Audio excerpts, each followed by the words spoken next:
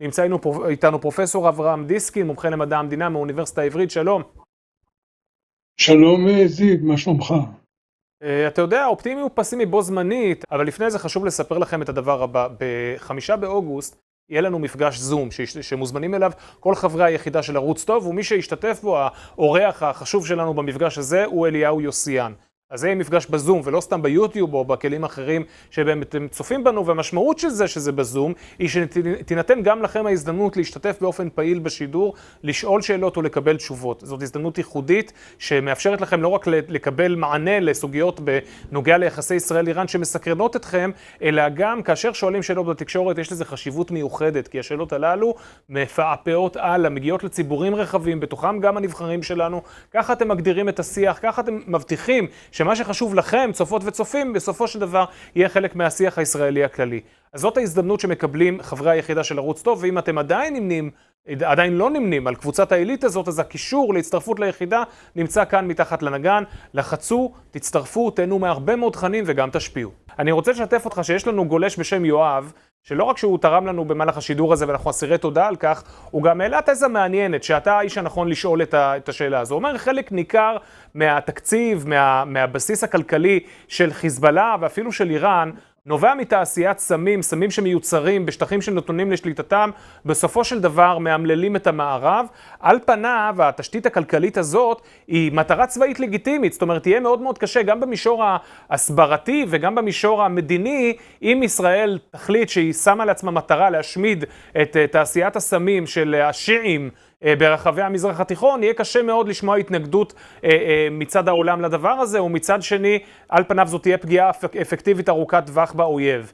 א', האם אתה מוצא דוגמה למהלך צבאי מלחמתי מדיני בהיסטוריה שדומה לזה, וב', מה אתה חושב באופן כללי על האסטרטגיה הזו? אני אתן לך מקבילה לדבר הזה, התרחשה אתמול בתימן. זאת אומרת, אתה התקפת יד שהוא בעצם יד אזרחי.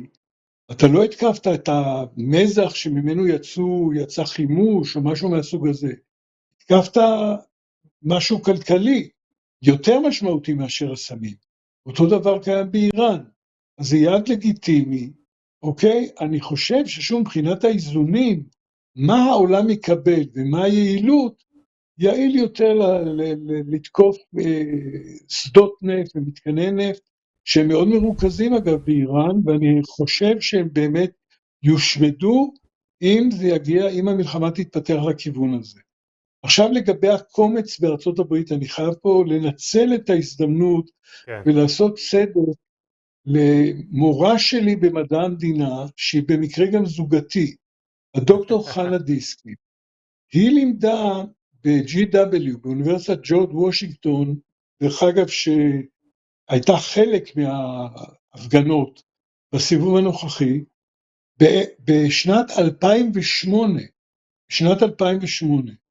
וישבו בכיתה שלה סטודנטים יהודים, וכמובן גם לא יהודים, אבל בראשם סטודנטים יהודים, שעשו לה את המוות כאשר היא למשל מנתה כמה קורבנות היו בישראל כתוצאה מפעולות ערביות בתקופה מסוימת, ולא מנתה את הצד השני. דרך אגב, זה שוב טענה שעולה גם בימינו. לכן זה לא קומץ שהתעורר היום, ההתפתחויות היו מרעישות. תאמין לי, העיתונות הכללית עקבה אחרי ההתנגשות בין הדוקטור חנה דיסקין לבין לא הסטודנטים האלה, אלא המוסדות של GW, שאני אסיר תודה להם, והכל טוב ויפה. אבל זה לא דבר חדש, זה לא קומץ. אבל בוא נחדד את הדיון. JVP, Jewish Voice for Palestine. שלא קשורה אליה, סיפרת לי על החוויות שלך בוושינגטון.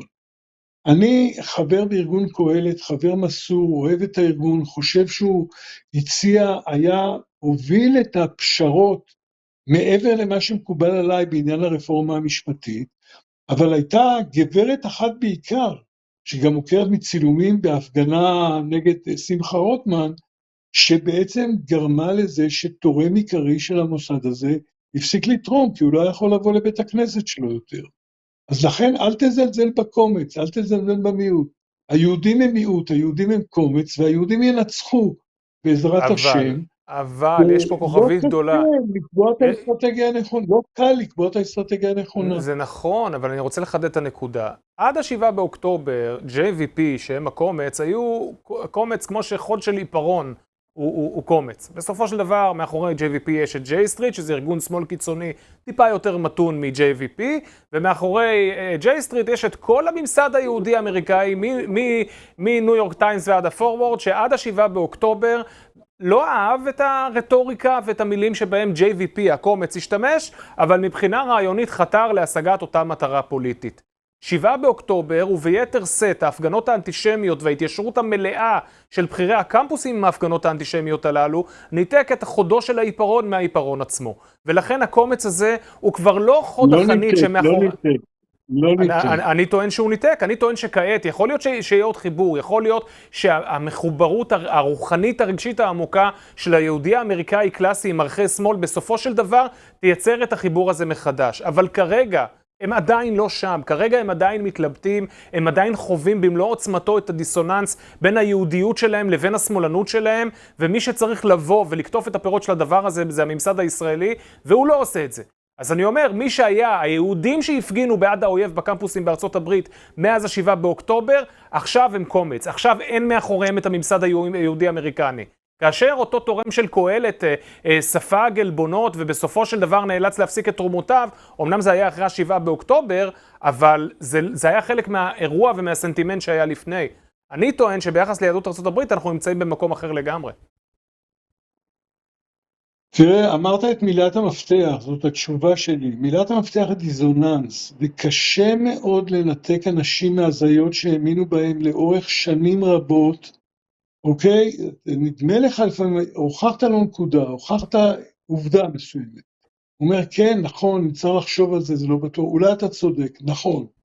אבל בוא נגיד, הרצון שלך להצדיק את עצמך, דווקא בפרט אם אתה אינטלקטואל, ולהגיד, אני טעיתי, אני תמיד אמרתי, אז להכחיש את המציאות, להכחיש את העבר, להכחיש את המציאות שסובבת אותך, להכחיש את העבר שסובב אותך, ולהכחיש את המציאות ואת העבר לגבי עצמך, הרי אנחנו נתקלים בזה כל יום, תאמין לי, אני אדם שמתבונן במראה, לפעמים מה שאני רואה זה לא טוב, אוקיי? אתה רואה טעויות, אתה רואה דברים לא נעימים, ורוב האנשים, אני אדם לא נורמלי, לא שפוי בדעתו, רוב האנשים לא מתבוננים במראה ולא רוצים להתבונן במראה, ולכן אני שותף לתקווה שלך, הלוואי וזה יעלה מן הארץ. אני חבר בפורום אסטרטגי שחברים לו בין היתר שני אלופים לשעבר בצה"ל, ששייכים נוטים למחנה שלך ולא למחנה אחר. ועכשיו הצטרף לו מזמן פרופסור שאני מאוד מעריך לפורום הזה, ואני רואה איך במשך שבועות כבר, לא משנה איזה עובדה ואיזה ראייה מביאים ושמים על השולחן, האיש דבק באמונתו. תאמין לי, מדובר באיש אינטליגנטי ואדם ישר, אבל קשה להינתק, ולכן אפשר לקוות. ויש שני נושאים שדיברנו עליהם, ושניהם לא נתתי לך תשובה, זה פשוט דבר נורא מצידי, אולי לא תזמין אותי יותר. הדיון עצמו הוא חשוב, ואנחנו גם רואים את הצופים שלנו מגיבים. כן, האחד זה איך לנהל את המלחמה, ואני לא יודע, כי יש פנים לכאן ולכאן, ולא הכל הולך עם הרגשות שלי. והשני שגם כן לא הולך עם הרגשות שלי, זה העניין של ההתגברות על הדיזוננס. הלוואי והיינו יכולים להתגבר על הדיזוננס, על ההזיות, על ההשתייכות לכתות. אין דבר שאני רוצה יותר למען עם ישראל, נעזוב את המלחמות החיצוניות, נעזוב את הצדק. זה מה שאני רוצה למען עם ישראל, שנתגבר, אוקיי, שבאמת נהיה אחים, לא בעלי אותה דעה, אבל אחים איש לרעהו. אני לא רואה שזה נעלם, הלוואי שאני טועה בשני התחומים. פרופסור דיסקין, לקראת סיום, אני רוצה לשאול אותך בתור איש מדע המדינה, מה אתה חושב על החולצה שאני לובש? זה לא חלק מארץ ישראל, למרות מה שבגין אמר. כן, מצד שני. הכיבוש מאוד משעשעת, מאוד נחמדה. אני רוצה להזכיר לך שכשזאת הייתה המפה של מדינת ישראל, בוא נעזוב את יום כיפור. עד יום כיפור זה לא עלה בזול. במלחמת ההתשה נפלו הרבה קורבנות, ולמרות שאנחנו היום רואים את זה כתקופה של אופוריה, והכל טוב והכל יפה, זה לא היה פשוט. זה אז לא היה פשוט. תן לי להקשות עליך, בוא. אני מסתפק בגבולות הקו הירוק, אני רוצה גבולות קבועים, אני אגיד לך מה החלום שלי. אם ערבים, תושבי ישראל, ארץ ישראל השלמה בנוסח שלך, אוקיי, במפה הזאת, היו יכולים לחיות פה באחווה ובשלום, בפרוספריטי, ולהגיד, אנחנו אזרחים, אנחנו חיים פה, אנחנו אזרחים של ירדן, כי שם יושבים רוב הפלסטינים. ואנשים שחיים בשטח ערבי, נניח זה יהודה ושומרון, שהם יהודים, היו יכולים לחיות שם בשקט ובשלווה, ולהגיד, אנחנו אזרחי ישראל והכל טוב ויפה. זאת אופוריה. אז אם זה היה המצב, הייתי אומר, לא חשובים הגבולות. אבל מאחר שהמצב הוא לא כזה, מאחר שהעולם הוא לא אידיאלי, ומאחר שאנחנו שונאים לא רק את האויב, אלא איש את רעהו, לפעמים יותר מאשר את האויב, אז יכול להיות שהגיע הזמן לקבוע גבולות שמתקבלים על הדעת מבחינה היסטורית, מבחינת הריבונות, מבחינה מדינית, כן. וגם מבחינה ביטחונית. אז אני אקשה עליך. אגב, אני כן חייב לומר שלדוגמה, איילת הגולשת שלנו מדברת על כך שצריך להוסיף גם קצת למעלה באזור הזה, או טיפה, איפה זה? כאן. עוד טיפה לסגור את אצבע הגליל, ויש לכך גם בסיס היסטורי במונחי ארץ ישראל היהודית, וגם בסיס פוליטי על פניו. אפרים וחצי המנשה. כן, אבל אני רוצה לשאול אותך לגבי סיני דווקא באופן ספציפי, שני טיעונים דווקא בעד או להרחיב את הגבול עד הסואץ, או לפחות לדבר על זה. ראשית, אתה אומר, מלחמת ההתשה שהייתה בתקופה שבה שלטנו בסיני, גבתה מחיר יקר. ואני מסתכל על סיני היום, 40 שנה אחרי שעזבנו אותו, ובניגוד גם לתוכן ההסכמים עם המצרים, וגם לערובות הבינלאומיות שכביכול קיבלנו שנסוגנו משם, המצרים מחמשים את סיני והופכים אותו לבסיס צבאי של ממש, ואתה יודע, אקדח שמונח על השולחן במערכה הראשונה. כנגד אויב ברור, האויב הברור זה אנחנו. ברור, אז לא עדיף לנו לשלוט בסיני? אני מוכרח להגיד לך משהו בעניין הזה. כן. כאשר נחתם הסכם השלום בסיני, אוקיי, עשיתי על זה דרך אגב שני מחקרים על התגובות בארץ, אבל נעזוב את העניין הזה. כאשר, מבחינה פוליטית, כאשר הוא נחתם, אני הייתי בלב המחנה היוני, אני הייתי לא במחנה, לא קרוב לאנשים כמוך בכלל. אוקיי. ואני אמרתי, זה לא הסכם שלום, אז אמרתי את זה. שאלו אותי הרבה אנשים, למה זה לא הסכם שלום? אמרתי, אם זה הסכם שלום, המפתח הוא שיהודים יכולים לחיות בסיני ולהיות אזרחי מדינת ישראל. ואם אתה צריך להשמיד כל זכר לזה שישבו שם יהודים, בתקופה הקרובה, מאז 67, אתה חייב למחוק את זה בכל מחיר, ולא לשטח נקי מיהודים, זה לא נוסחה להסכם שלום. אמרתי את זה אז, כשהייתי במחנה היוני, קל וחומר היום. אז בוא נגיד, אני היום אדם ישיש, יודע שלא יכול להשיג כל מה שהוא רוצה, יודע שיש סתירות לפעמים בין מה שצריך לעשות לבין האמוציות. בסך הכל אני חושב שאנחנו נלחמים על קיומנו, וכל דבר שהוא אחר הוא שולי לעניין הזה. הגבולות, ההתיישבות, החטופים, סיני, מה יאמר זה ומה יאמר ההוא. אם הוא יהודי, ישראלי או גוי שתומך ומתנגד. כל הדברים האלה, אני הזכרתי לא במקרה גם את החטופים, מדובר על 18 מתוך 120, אני מבין, הוא שולי יחסית לנקודה המרכזית.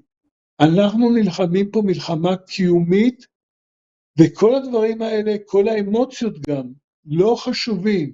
החשוב הוא לנהל את המלחמה הזאת בדרך שתביא לניצחון שלנו. אני מאמין שזה בכוחנו, למרות שיש תנאים מאוד מאוד קשים ומגבילים. אבל צריך לקוות, צריך לעשות מה שאפשר. כן. תודה רבה על השיחה ותודה רבה על התובנות. ויום של ניצחון שיהיה לכולנו. תודה רבה ונקווה לטוב. אנחנו רוצים קודם כל לפתוח בדיבור על היחידה, אותו מועדון של ערוץ טוב, שיאפשר לכולנו להיפגש. לא רק אנחנו איתכם, ולא רק המרואיינים המדהימים שלנו איתכם, אלא גם ביניכם לבין עצמכם, וליצור פה איזשהו דיאלוג שהוא בנוי על דיון מעמיק, שאלות, תשובות, ליבון, ומתוך כך נבנה ביחד עתיד הרבה יותר טוב למדינת ישראל. ולכן זה מאוד חשוב שלא נשאר רק מאחורי המסכים, אנחנו כאן, אתם שם, להיכנס, להצטרף ליחידה, להצטרף למועדון הזה, זה מאוד חשוב.